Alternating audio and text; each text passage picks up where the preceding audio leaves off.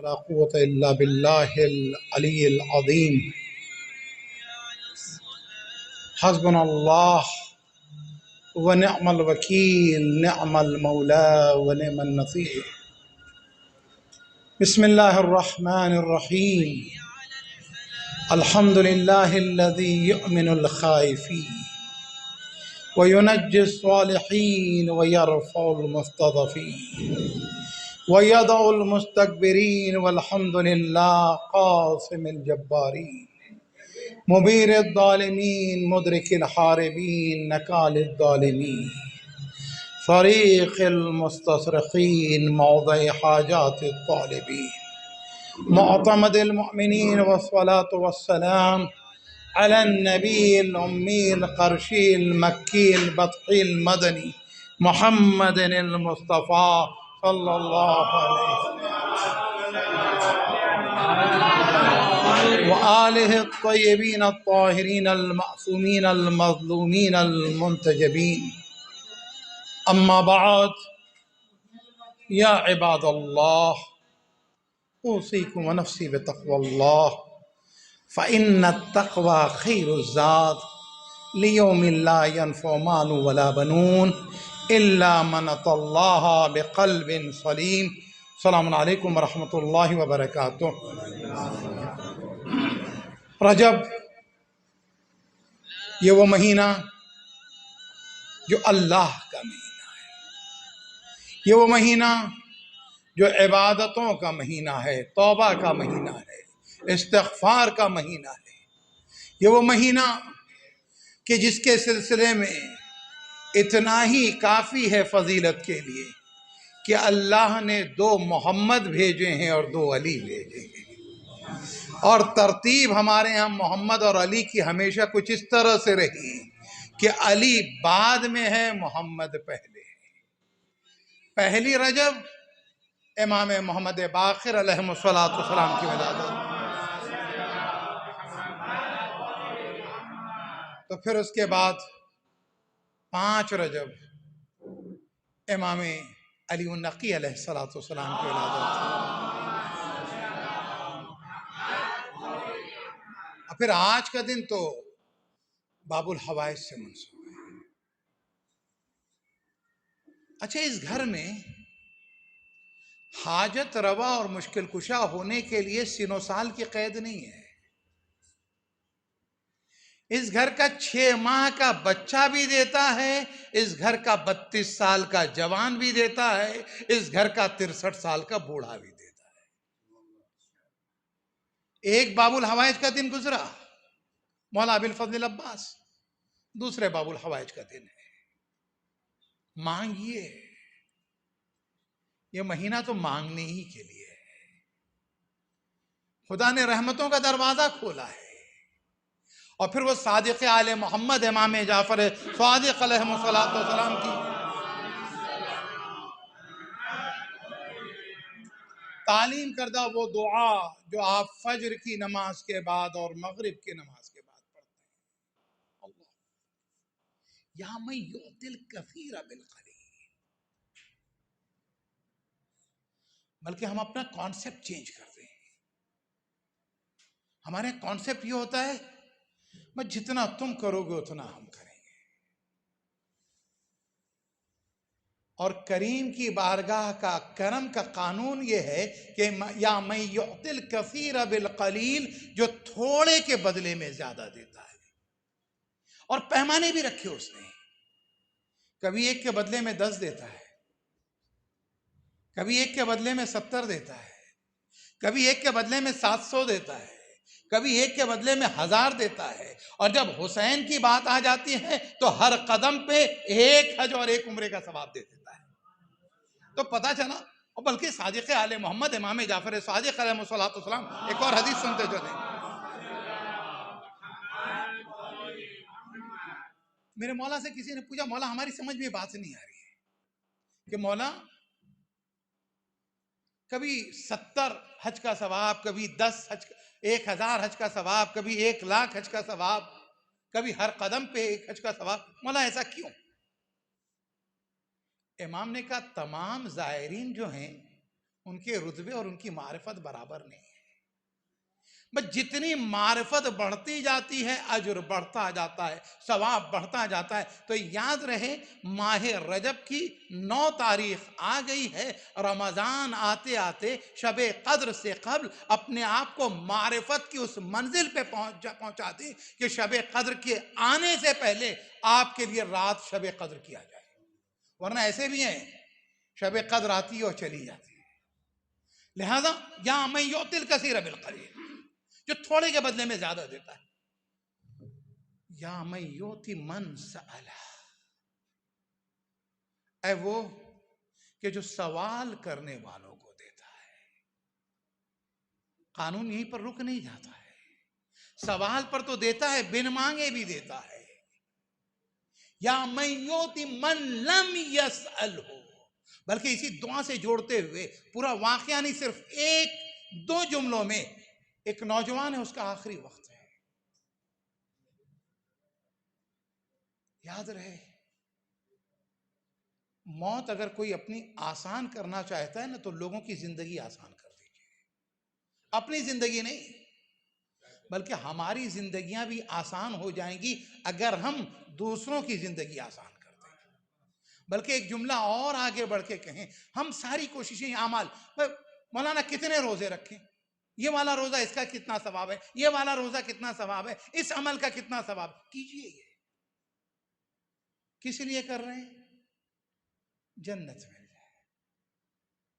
ایک جملے میں ایک میسج دے دوں اور وہ یہ اپنے لیے پہلے، پھر اپنے بچوں کے لیے. جنت کمانے کے لیے ضروری یہ ہے کہ جو خدا نے تم کو دنیا میں جنت دی اسے جنت رہنے دو. اگر یہ جنت رہے گی تو وہاں جنت مل جائے گی انشاءاللہ. تو اب آپ یہ دیکھیں گا وہ بچے کا آخری وقت ہے، دم مشکل سے نکل رہا ہے، ماں بھی پریشان ہو گئی، نبی کو بلا کے لائی، لیکن صرف اس ایک جملے کے لیے زحمت دی تھی دعا سے کنیکٹ کرتے ہوئے.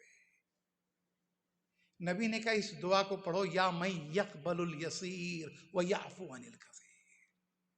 لیکن اس سے پہلے ماں کو راضی کر لو، باپ کو راضی کر لو. یا من یقبل الیسیر ویعفو عن الکثیر، جو تھوڑا قبول کر لیتا ہے زیادہ معاف کر دیتا ہے. کچھ لوگوں نے نماز شب شروع کر دی ہوگی، رجب کا مہینہ آ گیا، چھوڑیے گا نہیں.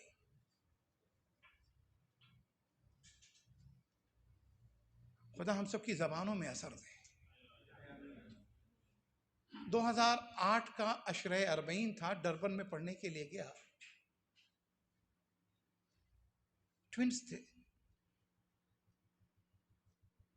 میرے خیال میں they were nearly 7 or 8 years، 7 یا 8 سال کے بچے رہے ہوں گے. بہت ہی انٹرسٹ کے ساتھ پروگرام میں آ رہے تھے. نماز شب کی فضیلت پہ 1-2 تقریریں تھیں. ان بچوں نے جو نماز شب شروع کی تو 4 سال کے بعد جب میں پڑھنے کے لیے گیا تو ان کے والد نے بتایا کہ مولانا وہ دن ہے اور آج کا دن ہے ان بچوں نے نماز شب ترک نہیں کی ہے. اور اس کے بعد کہنے لگے کہ پہلے ہمارے لیے چیلنج یہ تھا، بچوں کو فجر کے لیے اٹھاتے تھے، اب صورتحال یہ ہے کہ یہ بچے ہمیں نماز شب کے لیے اٹھا رہے ہیں. تو اب رجب کا مہینہ اپنے گھر میں کچھ اس طرح کا ماحول ہم پیدا کر لیں کہ ہمارے بچے عمل کی اس راہ پہ آگے بڑھ جائیں.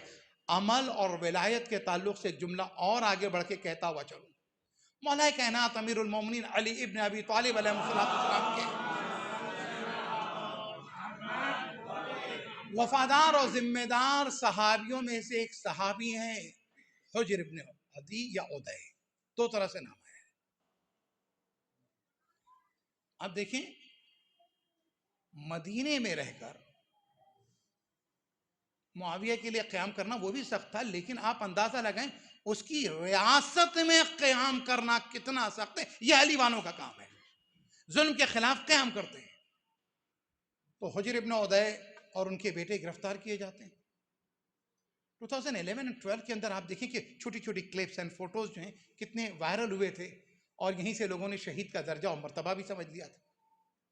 تو خیر جب باپ اور بیٹے دونوں کو گرفتار کر لیا گیا نا، اب وقت آ گیا تھا شہید کرنے کا، قتل کرنے کا۔ معاویہ نے سوال کیا، بتاؤ پہلے تمہیں قتل کریں یا تمہارے بیٹے کو؟ عزیزو، روایتی باپ کا جواب اور ہوتا، ولایت کا ماننے والا۔ اب ولایتی اگر میں کہوں تو اب سمجھ میں آ جائے گا، ورنہ فوراً اگر میں قافیے کے طور پہ کہتا تو مفہوم کہیں اور چلا جاتا۔ روایتی باپ ہوگا تو جواب اور ہوگا، ولایتی باپ ہوگا تو جواب اور۔ ایک مرتبہ انہوں نے کہا نہیں، بیٹے کو پہلے قتل کر دیں۔ معاویہ نے پھر ہماری طرح سے سوچا، کیسے باپ ہو؟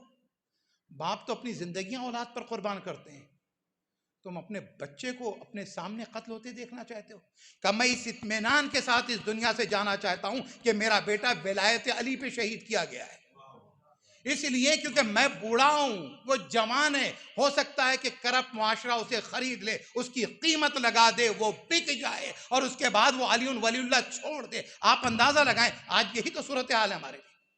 جو دو نقطہ اتحاد تھے جو ہمیں جمع کر سکتے تھے، ایک علی ولی اللہ ہے، دوسری عزائے امام حسین ہے، ان دونوں کے سلسلے میں آج تقسیم کا موضوع یہی بنے ہوئے، موضوعات اور بھی ہیں۔ تو اب آپ یہ دیکھیے گا کہ میں اب اطمینان کے ساتھ جانا چاہتا ہوں کہ میرا بیٹا ولایت مولا کائنات پہ شہید ہوا ہے۔ کیا ہم نے اس طرح کی تربیت کی اپنے بچوں کی؟ نہیں کر سکے، اور انتظار کر رہے ہیں امام زمانہ کا۔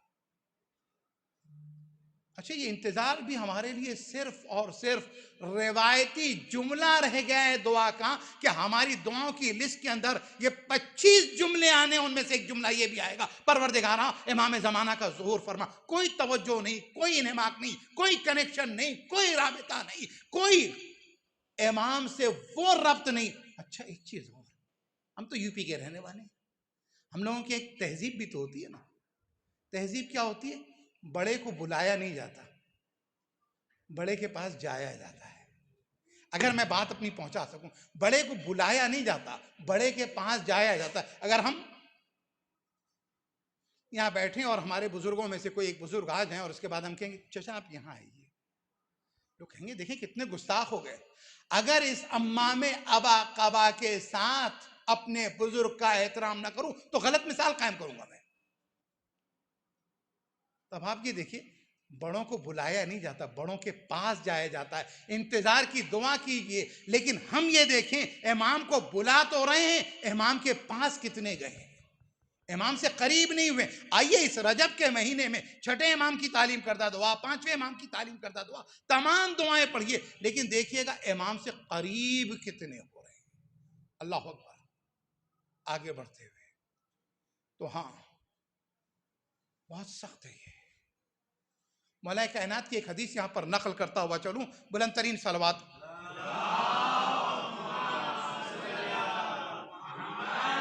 ہم میں سے اکثر لوگ دوسروں کا محاسبہ کرتے ہیں، اپنا نہیں کر پاتے۔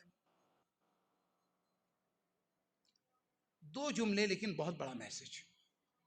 شر الناس من باع آخرتہ لدنیا۔ تم میں سب سے برا وہ ہے نا جو اپنی آخرت بیچ دے دنیا کے بدلے میں۔ اب دنیا کے بدلے میں کتنی بڑی دنیا ہو جائے اپنی جگہ، لیکن دنیا کے بدلے میں آخرت بیچ دے۔ ایک معاملہ خطرناک تو یہ ہوا، اس سے خطرناک جب ہم غلط ڈیفنس اور دفاع کے اندر قوتیں صرف کرتے ہیں اور اس کے بعد اپنا دین ختم کر دیتے ہیں۔ خسرت دنیا والآخرہ۔ مولا فرماتے وَشَرٌّ مِّنْهُ، اور اس سے برا وہ ہے وَمَنْ بَاعَ آخِرَتَهُ لِلدُّنْيَا غَيْرِهِ، جس نے اپنی آخرت دوسرے کی دنیا کے لیے بیچ دی۔ اپنے کو دنیا بھی نہیں ملی، آخرت بھی نہیں ملی، کیونکہ ہمیں اپنی دنیا اور آخرت کے بیچ میں اپنے نفس کی قیمت کا اندازہ نہیں ہے۔ یہ بھی مولا کائنات نے متعین کر دی، اور آپ نے فرمایا اِنَّا لِأَنفُسِكُمْ، تمہارے نفس کے لیے بے شک ایک قیمت ہے، اثمانا، ایک قیمت ہے، ثمن، فلا تبیعوها الا بالجنہ، اسے کسی اور کے بدلے میں بیچنا ہی نہیں، بیچنا ہے تو جنت کے بدلے میں۔ تو پتہ چلا اس رجب کے مہینے کے اندر 3 روزے اگر رکھ لے، روایات کے جملے ہیں، معصوم نے فرمایا، سچے امام نے فرمایا، اس کے لیے جنت واجب ہو جاتی۔ لیکن ان 3 روزوں کے بعد یہ یاد رہے، اگر واجب روزے ادا ہوں گے، واجب نمازیں ادا کی جا رہی ہوں گی، اور اگر کسی کے ذمہ واجب قضا روزے ہیں تو مستحب کی نیت سے رکھ بھی نہیں سکتا۔ ہم اور آگے بڑھ رہے ہیں۔ عزیزو، زندگی کا عرصہ کتنا ہی کم کیوں نہ ہو، منافع زیادہ اٹھائے جا سکتے ہیں۔ اسپین آف لائف یہ دیکھیں کہ کتنا بڑا ہے، کتنا چھوٹا نہیں۔ آپ دیکھیں کام کس طرح سے ہوتا ہے۔ 9 امام تک پہنچنے سے پہلے تقریباً ہر شیعہ کے گھر میں نہج البلاغہ تو ہے۔ سید رضی کیا 110 سال کی عمر پائی تھی انہوں نے؟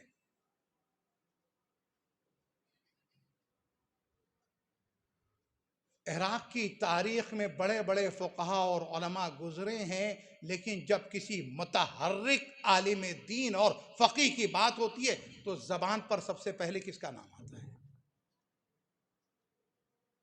ایک بھائی اور ایک بہن ہے، شہید باقر الصادر۔ کتنی عمر؟ وہی 47۔ پڑوس میں شہید عارف حسین حسینی، کیا عمر؟ 44 سال۔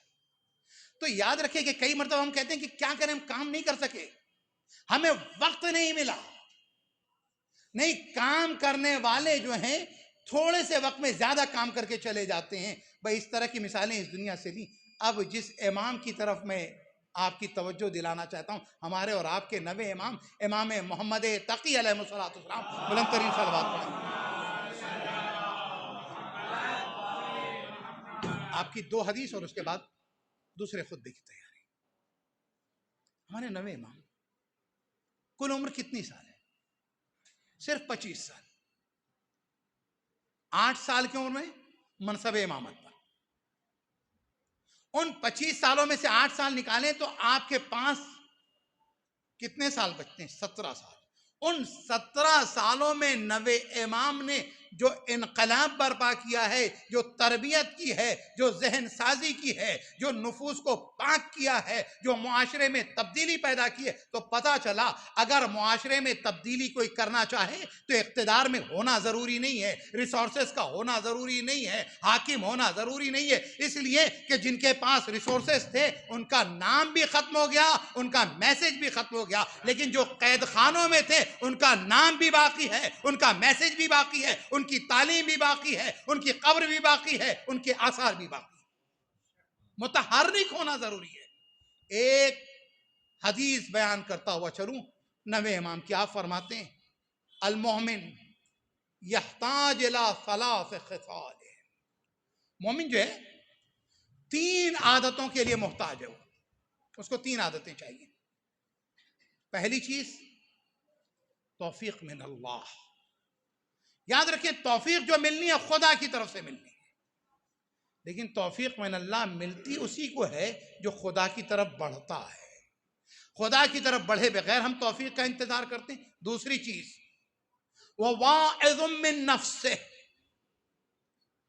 جمعے کا خطبہ ہوگا، مولانا قبلہ فرمان موسوی صاحب پہلا خطبہ دیں گے، جس میں جو ہے بہرحال حکم شریعت بھی ہے کہ تقوی کی تلقین کی جائے، تو انشاءاللہ ایک واعظ ہوگا، ختم۔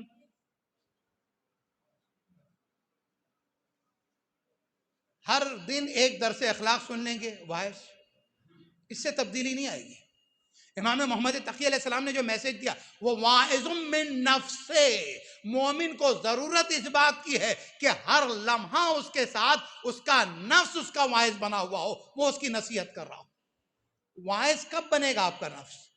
جب نفس پاک ہو جائے گا۔ کیوں؟ اس حدیث سے کنیکٹ کرتے ہوئے مولا کائنات امیر المومنین علی ابن ابی طالب علیہ السلام کی حدیث آپ فرماتے ہیں کہ آدھا عدوک بین جنبیک، تیرا سب سے بڑا دشمن تیرے پہلو میں ہے۔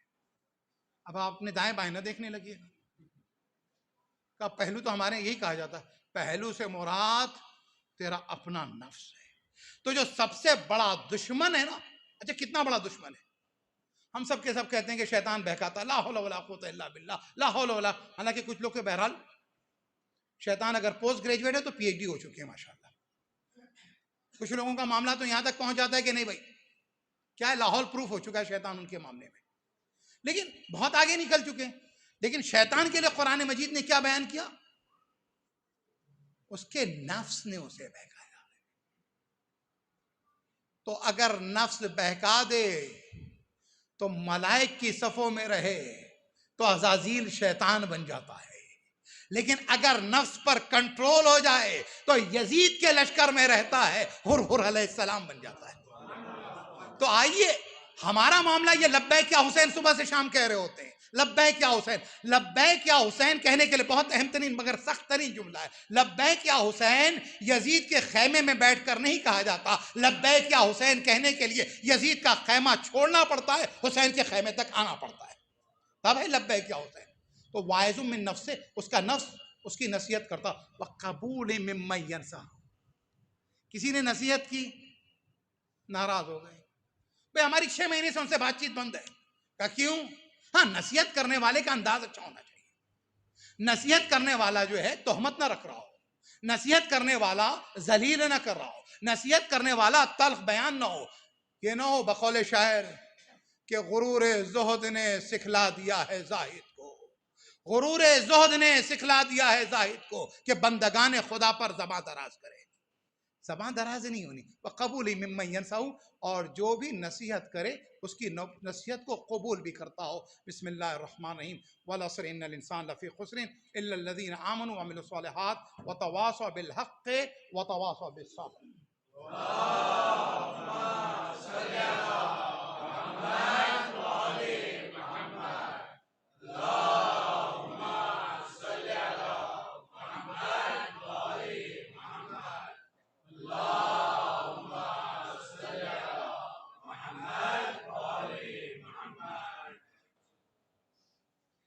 لا حول ولا قوة الا باللہ العلی العظیم. بسم اللہ الرحمن الرحیم. الحمد للہ رب العالمین. اللہم لک الحمد بدیع السماوات والارض ذا الجلال والاکرام والہ کل معلوہ وخالق کل مخلوق ووارث کل شیء لیس کمثلہ شیء. وصلی اللہ علی محمد وآلہ الطیبین الطاہرین. اما بعد فقد قال اللہ تبارک وتعالی لا یغیر اللہ ما بقوم حتی یغیروا ما بانفسہم. یقیناً قرآن مجید کا یہی پیغام ہے. قوموں کی تقدیر دیگر قومیں نہیں لکھتی ہیں، قومیں اپنی تقدیر خود لکھتی ہیں. اور یہ بھی یاد رہے کہ اقتدار میں رہنے کے بعد قومیں باقی نہیں رہتی ہیں، لیکن متحرک رہنے کے بعد قومیں باقی رہتی ہیں. یہ بھی یاد رہے کہ جن قوموں نے اپنی ذمہ داری کو سمجھا اور قیام کیا، جن کے لیے قرآن مجید بھی کہہ رہا ہے فضل اللہ المجاہدین علی القائدین اجرا عظیما، اللہ نے فضیلت دی ہے مجاہدین کو ان کے مقابلے میں جو بیٹھے ہوئے. آج 11 فروری ہے، ایک نئی تاریخ لکھی گئی 42 سال پہلے. یہ تحریک تھی، اور اس تحریک کا آغاز ہم لوگ کئی مرتبہ سوچتے ہیں بچہ بڑا ہو جائے، جوان ہو جائے اور اس کے بعد کچھ کام کرنا ہے. بڑا ہو جائے تو کام کریں گے تو نہیں ہو پائے گا. مولا کائنات امیر المؤمنین علی ابن ابی طالب علیہ السلام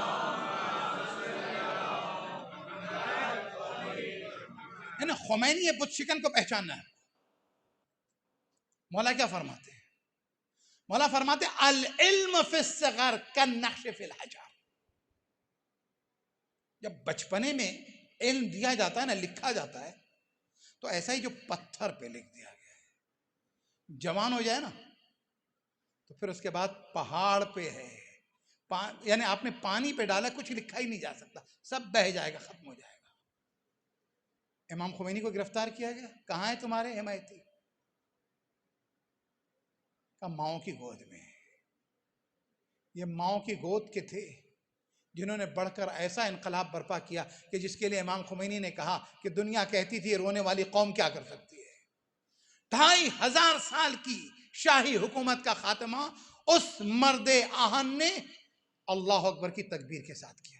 اچھا تحریک انقلاب جو ہے نا اس میں اللہ اکبر جو ہے یہ بہت اہم ہے. ابھی ہندوستان کے اندر بھی جو کرناٹک کے اندر ایک ناٹک ہوا ہے جو حجاب کے سلسلے میں بےہودگی کی گئی ہے اور غلط بیانات بھی آئے ہیں اور اس کا بہت سے لوگ ساتھ دے رہے ہیں، لیکن الحمدللہ آپ یہ دیکھیے گا ابھی دنیا میں سب مر نہیں گئے ہیں، ابھی اچھے لوگ زندہ ہیں. یاد رہے امام خمینی کی تحریک کا ایک پیغام یہ بھی تھا، آپ اپنے وجود کا ثبوت دیں. اچھا وجود کا ثبوت دیں تو میں یہیں پر ایک جملہ کہتا ہوں. کچھ لوگ کہتے ہیں کہ میں کھاتا ہوں اس کا مطلب ہے میں زندہ ہوں. کچھ لوگ سمجھتے ہیں میں ٹہل رہا ہوں تو میں زندہ ہوں. کچھ لوگ کہتے ہیں کہ میں بول رہا ہوں تو زندہ ہوں. کچھ لوگ سمجھتے ہیں کہ میں سانس لے رہا ہوں تو زندہ ہوں. یہ زندگی کی علامت نہیں ہے. ان تمام کو مولا کائنات نے فرمایا یہ زندہ لاشیں ہیں جو چل رہی ہیں. جو متحرک ہیں وہ زندہ ہیں. تو متحرک ہونے کی ضرورت ہے. امام خمینی نے ایسے ہی انقلاب کی بنیاد رکھی. آپ اندازہ لگائیں کتنی پابندیاں لگی تھی. اچھا ابھی میں پچھلے دنوں ایران تھا. لوگ سیریا بھی ہو کے آئے، لوگ عراق بھی ہو کے آئے، ایران پہنچتے ہیں. جب ایران پہنچتے ہیں نا تو جو ویسٹ کے جو ہمارے آسٹریلیا سے، یو کے سے، کینیڈا سے جاتے ہیں اور اس کے بعد جنہیں اب تک خبروں میں بتایا جاتا ہے کہ ایران کے اوپر دیکھو ایران ایسا ہے، ایران ویسا ہے، ایران نے جو ہے اپنی غلطیوں کی وجہ سے ملک کو کہاں پہنچا دیا ہے، مارکیٹ میں سامان نہیں ہے، پریشانیاں ہیں، بھوک مری ہے، افلاس ہے، فقر و فاقہ ہے، ٹوٹی ہوئی سڑکیں ہیں، گندگی ہے، نظام بالکل ختم ہو کے رہ گیا. جب وہاں پہنچتے ہیں تو دیکھنے کے بعد کہتے ہیں کہ ایسا تو ہمارے آسٹریلیا میں بھی نہیں ہے. آپ نے اندازہ لگایا کیوں؟ مجھے یاد ہے 79 میں جب ہم بہت چھوٹے تھے اور اس کے بعد جو ہے اخبارات آتے تھے اور میرے والد کے ساتھ پروگراموں میں تقریریں بھی کیا کرتا تھا، تو اس زمانے میں لوگ کہا کرتے تھے ابا سے، ابا کے گھر پہ بیان کرتے تھے، لوگ کہتے تھے دیکھو بس 6 مہینہ ہے، مولوی کتنے دن چلائیں گے. ابا نے ایک جملہ کہا تھا، وہ جملہ خدا ان کے درجات بلند کرے، کہ مولوی کتنے دن چلائیں گے؟ تو ابا نے کہا تھا نہیں یہ نائب کی حکومت ہے اور نائب کی ذمہ داری یہ ہے کہ اس کو زمین کو ہموار کر کے اپنے آقا کے حوالے کر دے، اپنے آقا کے حوالے کر دے. اور ہمیں یہی لگ رہا ہے کہ وہ زمین جو ہموار کی امام خمینی نے، جسے آگے بڑھا رہے ہیں آگے خامنئی، جسے آگے بڑھا رہے ہیں آگے سیستانی، یہ امانت ہے ان کے ہاتھوں میں. اسی طریقے سے جس طریقے سے آدم سے امانت رسول خدا تک پہنچی تھی اور غدیر میں آپ نے علی کے حوالے کیا تھا، اور امام زمانہ جب غیبت صغرا میں تھے تو 4 نائب مقرر کیے تھے، پھر اس کے بعد غیبت کبریٰ شروع ہوئی تو فَأَمَّا الْحَوَادِثُ الْوَاقِعَةُ کے ذریعے سے مراجع کے حوالے کی تھی.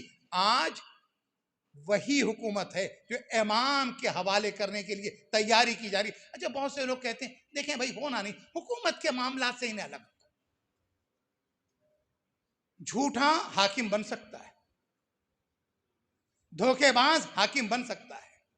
ولی کے معنی کیا ہے؟ حاکم کے، سرپرست کے، گارڈین کے. سچے کے ہوتے ہوئے آپ جھوٹے کے پاس جائیں گے، ایماندار کے ہوتے ہوئے بے ایمان، عالم کے ہوتے ہوئے جاہل.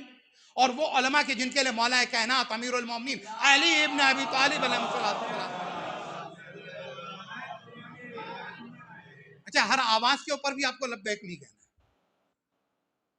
کیونکہ مولا امام محمد تقی علیہ السلام کی ایک حدیث یہیں پر نقل کروں، امام کا نام آئے تو بخل سے کام نہ لیا کیجئے اور ہندوستانی مزاج بھی نہیں ہے.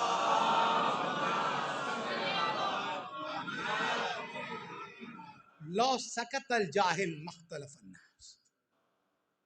جانتے ہیں اختلافات کیوں، ڈسپیوٹ کیوں ہیں؟ اگر جاہل خاموش رہتے امام فرماتے ہیں تو اختلافات نہ ہوتے. کیا فرمایا امام نے؟ اگر جاہل خاموش رہتے تو اختلافات نہ ہوتے. امام کی اس منطوق سے ایک جملہ جو ہے اس سے مفہوم نکالتے ہیں، اگر جاہل خاموش رہتے تو اختلاف نہ ہوتا، اور اگر عالم بولتے رہتے تو بھی اختلاف نہ ہوتا. عالم وقت پر نہ بولے تو بھی اختلاف ہوتا ہے. اور یہیں پر مولا کائنات امیر المومنین علی ابن ابی طالب علیہ السلام کی بات ہے.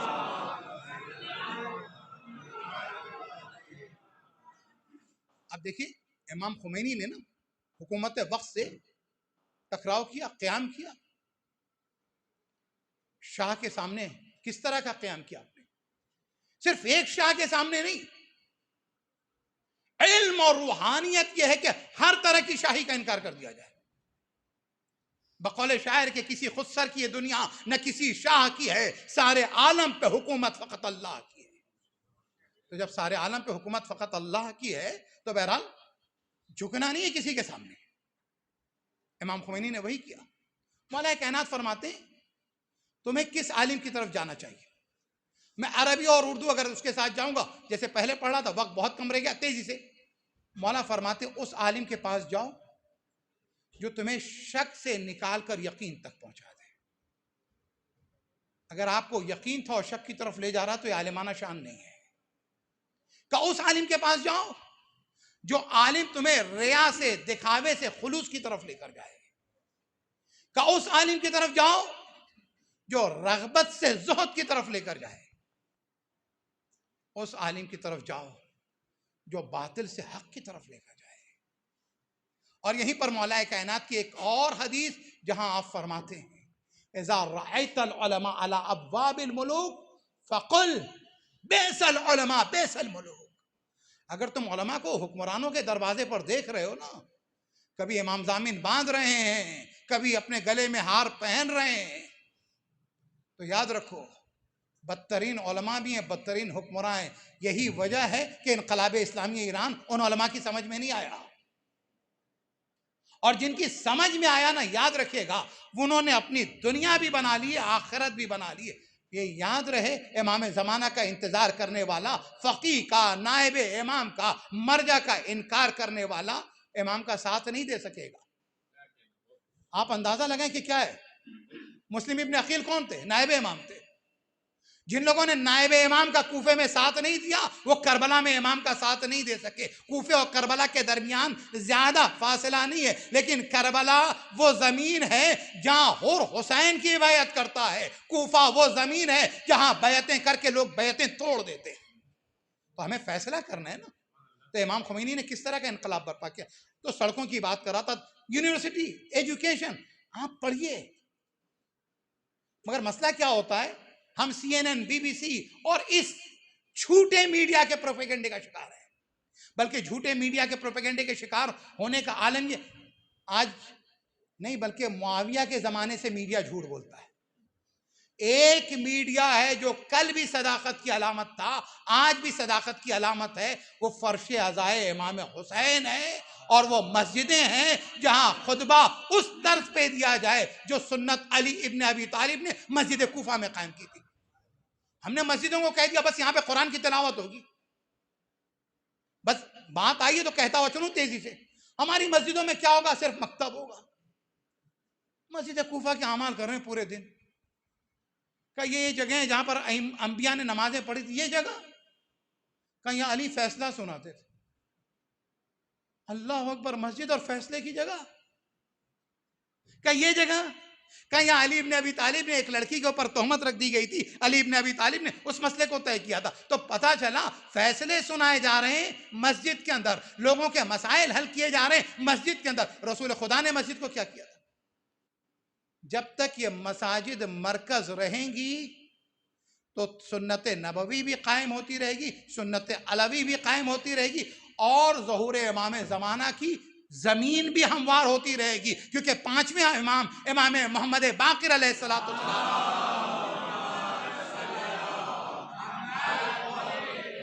آپ کی دو مختلف حدیث کے چھوٹے چھوٹے جملے، ایک جملہ یہ کہ میں دیکھ رہا ہوں کہ ہمارا بیٹا بقیت اللہ، حجت اللہ، مکے میں خانہ کعبہ کی پشت سے کھڑا ہو کر لوگوں سے بیعتیں لے رہا ہے، اور بیعت کا معاملہ اتنا منظم ہے۔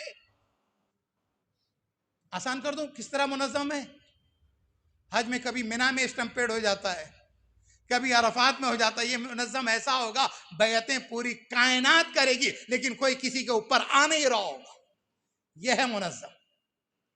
اور پھر اس کے بعد دوسری جگہ کہتے ہیں میں دیکھ رہا ہوں کہ ہمارا فرزند مہدی مسجد سہلہ میں اپنے بچوں اور اہل و عیال کے ساتھ فروکش ہے۔ تو آپ نے دیکھا مسجد کو کس طریقے سے مرکز بنایا گیا، امام خمینی نے یہی کیا۔ تو میڈیا پہ توجہ دینے کے تعلق سے بھی نوے امام کی ایک حدیث کنیکٹ کرتا ہوں، کیونکہ میری کوشش یہ دونوں خطبوں کے اندر جو بھی گفتگو ہو حدیث امام محمد تقی علیہ السلام کو کنیکٹ کرتے ہوئے، ریلیٹ کرتے ہوئے۔ آپ فرماتے ہیں من اصغى الى ناطق فقد ابدا. ترجمہ کر دوں کہ جو جسے توجہ سے سنتا ہے وہ اس کا غلام ہو جاتا ہے. بات پہنچ گئی نہیں پہنچی؟ جو جسے توجہ سے سنتا ہے وہ اس کا غلام ہو جاتا ہے. سی این این کو سن رہے ہیں انفلوئنس ہوں گے, بی بی سی کو سن رہے ہیں انفلوئنس ہوں گے, اے بی پی کو سن رہے ہیں. آپشن ہی نہیں ہے. مومن آپشنز کریٹ کرتا ہے. اگر آپشن کریٹ نہ ہوتا تو ایران کا اتنا بڑا انقلاب نہیں آتا کہ جس انقلاب کا ثمر آپ کو پوری دنیا میں دکھائی دیا. آپ اندازہ لگائیں ویسٹرن ورلڈ کے اندر صورتحال یہ بہت تیزی سے آگے بڑھتے, کیونکہ حجاب کا بھی ایک مسئلہ آیا تھا نا, تو سنتے ہوئے چلیں. ایک فیملی تھی نیوزی لینڈ کے اندر 90s کے اندر, جب وہ چلی ہے نا وہاں سے پاکستان سے آئی تو ظاہر سی بات ہم نیوزی لینڈ جا رہے ہیں, کانسیپٹ دیکھیں آپ. اب وہ جب چلے تھے تو یہ تھوڑا بہت شرم و حیا کی وجہ سے ہمارے یہاں دوپٹہ وپٹہ آدھے سر کا ہوتا تھا, وہ بھی جو بزرگ خاتون تھی انہوں نے اتار دیا تھا. لڑکی کو تو ویسے ہی ضرورت نہیں تھی, چھوٹی ہے ابھی. اچھا ہمارے یہاں کے چھوٹے بڑے ہوتے ہی نہیں, عمل کے معاملے میں, اطاعت کے معاملے میں, عبادت کے معاملے میں چھوٹے ہوتے ہی نہیں. بلکہ ایک گاؤں میں کبھی اکثر بچپن میں جایا کرتا تھا, تو چھوٹی سی مسجد تھی, ہم جاتے تھے وہاں چھٹیوں میں, تو بچوں کو لے آتے تھے, نماز پڑھتے تھے وہ سب ہمارے ساتھ. بڑوں سے کہتے تھے, بڑی محنت کرنے کے بعد ایک آدھ کو یاد آتا تھا, ورنہ صدا و صحرائی آواز ثابت ہوتی تھی. مولوی صاحب تو ہو نہیں, اسکول کے اسٹوڈنٹ نے, کالج کے اسٹوڈنٹ. خیر اس کے بعد ایک جشن پڑھنے کے لیے گئے, مسجد بڑی ہو چکی تھی, نماز کا وقت قریب تھا, پروگرام ختم کیا, نماز کے لیے گیا. ہاں صف میں کچھ بڑے تو تھے لیکن پھر بچے ہی تھے. تو وہاں پر ایک جملہ میں نے اپنی اگلی تقریر میں کہا کہ میں جب پہلے آتا تھا اس وقت بھی مسجد میں بچے ہوتے تھے, آج بھی بچے ہی دکھائی دیے, جو 30 سال پہلے تھے بڑے ہو چکے ہیں. تو خدا کرے اگر یہ دین کے پابند ہیں تو یہ بچے بڑے نہ ہونے پائیں, اگر یہ بڑے ہو کے بے دین ہو جاتے ہیں, اگر بڑے ہو کے بے نمازی ہو جاتے ہیں. اینی وے آگے بڑھتے ہوئے تو مسجدوں کو مرکز بنانے کی بات, جو جس کی بات کو توجہ سے سنتا ہے وہ اس کا غلام ہو جاتا ہے. اگر شیطان کی بات کو توجہ سے سنتا ہے تو وہ شیطان کا غلام ہو جاتا ہے. اگر رب کی, خدا کی بات کو سنتا ہے تو وہ اس کا غلام ہو جاتا ہے. یہ نوے امام کا میسج تھا. تو وہ فیملی آئی, خاتون نے جو بزرگ تھی انہوں نے تو حجاب کیا نہیں, بچے بھی وہ جینز ٹی شرٹ, برا نہیں ہے لیکن اس کے اندر وہ یہاں تانبا لگا, وہاں پیتل لگا, یہاں سے پھٹا ہوا, یہاں سے یہ کیا ہوا, وہ سارا بالکل شاہکار جنس, برانڈیڈ جسے کہا جاتا ہے. برانڈیڈ کا مطلب یہ کہ پھٹا ہو, تو یہ سارا پہن وہن کے وائد. علماء جو ویسٹ میں کام کر رہے ہیں اس کے نتیجے کے اندر وہ فیملی جو ہے کچھ دنوں کے بعد چلی. اب جو واپس یہاں آئی نا, تو اب وہ خاندان والے ان کے استقبال کے لیے آئے تھے, آخری آپ کے 2-3 منٹ. اب وہ جو آئی فیملی ان کے استقبال کے لیے, تو انہوں نے کیا کیا کہ وہ بالکل ماڈرن ہو کے آگے, بھائی نیوزی لینڈ سے فیملی آ رہی ویلکم کرنے کے لیے. اب جو انہوں نے دیکھا کہ وہاں سے خاتون نکل رہی ہیں, پورے حجاب کے ساتھ نکل رہی ہیں, پھر اس کے بعد بچی جو تھی اب جوان ہو گئی ہے تو اس نے پراپر حجاب کیا ہوا ہے, آستین بھی ہے, یہ گلوز بھی ہیں, لڑکوں کے چہرے پہ داڑھی ہو گئی. تو کہا ہم خواب دیکھ رہے ہیں حقیقت ہے, چکوڑ دیں تاکہ پتہ چل جائے کہ حقیقت ہے. کہ تم کہاں سے آ رہے ہو, نجف سے آ رہے ہو, قم سے آ رہے ہو, یا نیوزی لینڈ سے؟ کہ ہم نیوزی لینڈ سے آ رہے ہیں لیکن اپنے ملک میں تھے, دین کو نہیں سمجھا, مغرب میں پہنچے دین کو سمجھ گئے. بھائی ایک جملہ آپ کے حوالے کرتا چلوں, جہاں معصوم نے فرمایا تھا کہ امام کے ظہور کے وقت مغرب سے سورج طلوع ہوگا, تو شاید ایک امکانی پہلو یہ بھی ہے کہ یہاں سے زیادہ پریکٹسنگ مجمع اب وہاں دکھائی دے رہا ہے. تو آئیے اپنے چہروں پر, مردوں کے لیے جہاں آنکھوں کو نیچی رکھنے کا حکم ہے وہیں داڑھی رکھنے کا. الحمدللہ ایک ہم لوگوں کا بچپن تھا جہاں داڑھی چند چہروں پہ دکھائی دیتی تھی, الحمدللہ آج اس بھیڑ میں داڑھیاں دکھائی دے رہی ہیں, حجاب دکھائی دے رہا ہے. اور الحمدللہ اس بچی نے جو کارنامہ کیا, آپ نے اندازہ لگایا نا, اپریشیٹ کرنے والے لوگ ہیں, ساتھ دینے والے لوگ ہیں. آپ آگے بڑھیے, پہلا قدم اٹھائیے, متحرک ہو جائیے, زمانے کے سامنے مرعوب نہ ہو جائیے, اس لیے کیونکہ جو آگے بڑھتا ہے لوگ پیچھے اس کے آنے کے لیے تیار ہیں. سفر ہے شرط, مسافر نواز بہتیرے, ہزار ہاں شجر سایہ دار راہ میں ہیں. ایک بلند ترین صلوات پڑھیں آپ.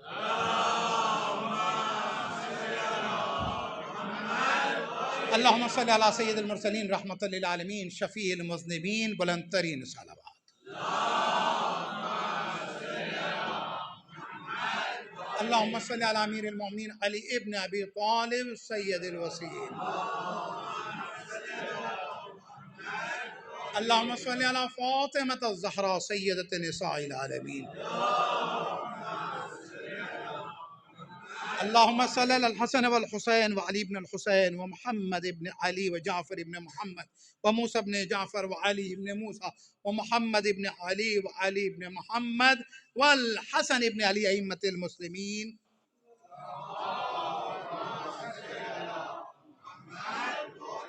اللهم صل على الخلف الحج أيها القائم المنتظر المهدي الذي يملأ الأرض قسطا وعدلا بعد ملء الظلم وجورا. اللهم عجل لنا ظهوره وسهل لنا مخرجه إنهم يرونه بعيدا ونراه قريبا برحمتك يا أرحم الراحمين. اللهم افتح لي أبواب توبتك ورحمتك ورزقك الواسع فإني إليك من الراغبين واتمم لي نعمك فإنك خير المنعمين. اللهم اجعل باقي عمري في أداء فرض الجمعات والحج والعمرة وابتغاء وجهك يا رب العالمين. وصلى الله على محمد وآله الطيبين الطاهرين.